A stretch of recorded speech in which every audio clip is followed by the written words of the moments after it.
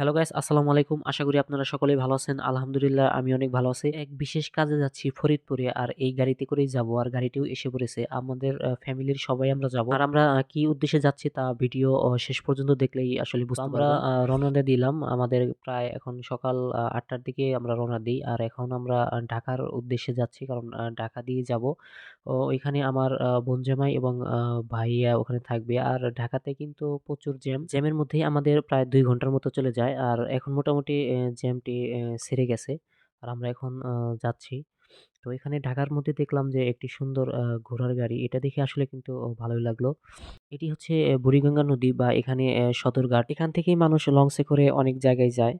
আমরা ফ্যামিলির সবাই মিলেই যাচ্ছি। আর আমাদের কাছে কিন্তু মোটামুটি ভালোই লাগতেছে। আর আমাদের ঢাকা থেকে বের হইতে মোটামুটি প্রায় ২টার মতো বেজে যায়। আমরা ঢাকার মধ্যেই অনেক জ্যামের মধ্যে পড়ে গেছিলাম। এজন্য আসলে দেরি হয়ে গেছে। এখন আমরা ধলেশ্বরী নদীর টোল প্লাজায় আছি। এখানে টোল দেওয়া হচ্ছে। এর আগে আসলে এদিকে কখনোই আসা হয়নি। টোলের টাকা দিয়ে আমরা আবার রওনা দিয়ে দিলাম আমাদের গন্তব্যের উদ্দেশ্যে। আমরা এখন ধলেশ্বরী নদীর উপর দিয়ে যাচ্ছি। আরেকটি কথা, এখনো যারা আমার পেজটাতে এখনো যারা লাইক দিননি বা ফলোয়ার হয়ে যাননি, অবশ্যই লাইক দিবেন। আসলে ভিডিও আপলোড অনেকদিন ধরেই হইতেছে না। অনেকগুলো ভিডিও কিন্তু করা আছে, আসলে সময়ের স্বল্পতার কারণে আসলে দিতে পারতেছি না। তো আশা করি এরপর থেকে ভিডিও দেওয়ার চেষ্টা করব। আমরা কিন্তু ধলেশ্বরী নদী পার হয়ে গেছি। আর এরপরে আমাদের সেই পদ্মা সেতু আমাদের সামনে পড়বে। আমরা এখন পদ্মা সেতুর টোল প্লাজাতে আছি। এখন আমাদের এখান থেকে টোল দিতে হবে। আর টোল দিয়ে আমাদের সেই পদ্মা সেতুতে আমরা উঠবো। আর এর আগে আমার কখনোই পদ্মা সেতুতে ওঠা হয়নি। এটিই ১ম। তো চলেন আপনারাও দেখেন। এই তো সেই পদ্মা সেতু, অনেকবারই এখানে আসার প্ল্যান হয়েছে কিন্তু আসা হয়নি। কিন্তু আসলে এক বিশেষ কাজেই কিন্তু যাচ্ছি। আর সেই উদ্দেশ্যে কিন্তু এই সেতুটিও আসলে দেখা হলো।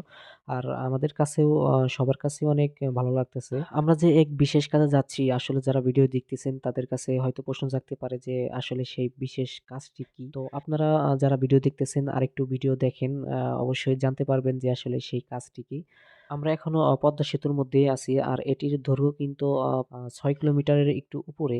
আমরা পদ্মা সেতু পাড়ি দিয়ে আবার যাচ্ছি আমাদের সেই গন্তব্যের দিকেই। আমরা প্রায় ফরিদপুরের কাছাকাছি এসে পড়েছি। আমাদের আসতে প্রায় একটু দেরি হয়ে গেছে, কারণ আমরা ঢাকাতে জ্যামের মধ্যে পড়ে গেছিলাম। আমরা এখন ফরিদপুরে এসে পড়েছি। আর আমরা যাব হচ্ছে সালথা উপজেলায়। এখন মোটামুটি ৩টার মতো বাজে। আর আমাদের আসার কথা ছিল ১টার দিকে, কিন্তু ওই জ্যামের কারণে আসলে আমরা সময় মতো যেতে পারিনি। তো যাই হোক, তারপরেও আমরা যাচ্ছি। আমাদের কাছে ততটা খারাপও লাগতেছে না। আর এখানে একটি জিনিস লক্ষ্য করলাম যে চকের মধ্যে অনেক অনেক তাল গাছ, যা আমার কাছে অনেক ভালো লাগছে। হয়তো আপনাদের কাছেও দেখতে অনেক ভালো লাগতেছে। এরকম পরিবেশ দেখতেও কিন্তু আসলে খুবই ভালো লাগে। তো যাই হোক, আমরা প্রায় খুবই কাছাকাছি এসে পড়েছি। আমরা আসলে যেখানে যাব। আমরা যেখানে আসছি এখানেও প্রচুর তাল গাছ। আর চকের মাঝখান দিয়ে আসলে রেল লাইন গেছে। এটা দেখে আসলে আমার কাছে অনেক ভালো লাগছে। এইবার বলি, আমরা আসছি আমার ভাইয়ের পাত্রী দেখার জন্য। তারা আমাদের বাড়িতে আসছিল। এবার আমরা তাদের বাড়িতে আসছি। আর তাকে দেখে আমাদের ভালোই লাগছে। আর তাদের ব্যবহার দেখেও খুব ভালো লাগছে। আমাদের কথাবার্তা বলে আমরা এখন এখানে কাবিন করতেছি। কারণ যেহেতু আমাদের সম্মতি আছে, তাদেরও সম্মতি আছে। তো আমরা এতদূর থেকে আসছি।